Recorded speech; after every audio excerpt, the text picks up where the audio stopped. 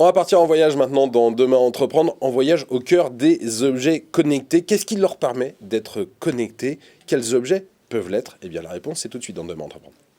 Et nous sommes avec le président d'InsideSip, Michel Béguin. Bonjour. Bonjour. Votre métier, c'est donc finalement de permettre aux objets d'être connectés. Expliquez-nous ce que vous mettez au cœur de ces objets pour qu'ils puissent être connectés.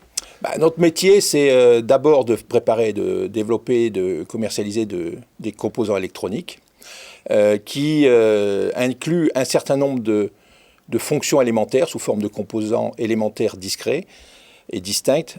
Quand j'entends composants élémentaires, c'est ce qu'on appelle vulgairement les puces, les morceaux de silicium, d'arsenure de gallium, etc. Donc ils sont chez nous à l'état de composants nus et qui sont intégrés les uns à côté des autres et les uns sur les autres à l'intérieur d'un micro-boîtier de quelques millimètres de côté. Et qui font, le tout fait une fonction de communication associée à une fonction de calcul. Donc il y a un microprocesseur, il y a l'ensemble de ce qui est nécessaire pour permettre à des capteurs d'envoyer de l'information de façon intelligente vers le monde extérieur. Et donc finalement, ça permet, si on imagine, à quasiment n'importe quel objet de devenir connecté? Tout à fait, tout à fait. On a une grosse partie de notre clientèle qui sont des entreprises qui font des métiers, qui ont des métiers traditionnels, des métiers de l'outillage ou des métiers dans le médical, qui font des objets à application médicale ou à application industrielle et qui ont besoin de les connecter sans fil vers le monde extérieur. Donc ça, c'est du rétrofit d'équipements déjà existants. Comment on fait pour les voitures? Comment on fait pour les voitures. Donc ils les vendent avec la connectivité incorporée. Et ensuite, vous avez des nouvelles sociétés, les mêmes sociétés ou des startups ou d'autres sociétés qui décident de développer des solutions qui n'existaient pas.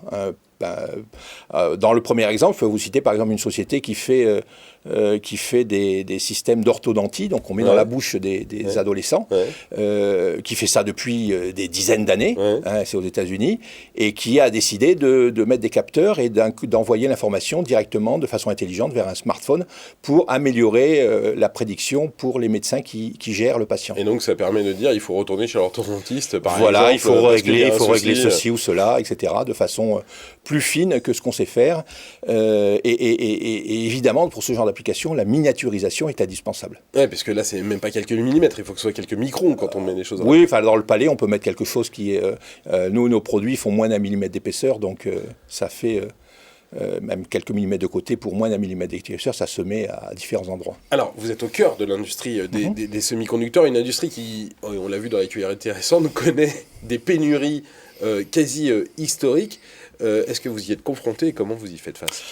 Nous, on est confrontés comme tous les acteurs de l'électronique, que ce soit l'électronique grand public, l'électronique professionnelle ou l'électronique automobile, par exemple, pour plein de raisons, on pourra y revenir. Mais déjà, comment on fait face? Le monde a changé en ce sens que jusqu'il y a 2 ans, je dirais que c'est les acheteurs qui faisaient la loi. Donc le monde était dominé par ceux qui achetaient, et aujourd'hui c'est les vendeurs qui font la loi. Aujourd'hui, ça veut dire que les prix se sont envolés, qu'il faut passer des plus grosses commandes? Pas nécessairement, il faut surtout être capable de planifier. Nous on passe nos commandes et on planifie nos commandes à plus d'1 an à l'avance.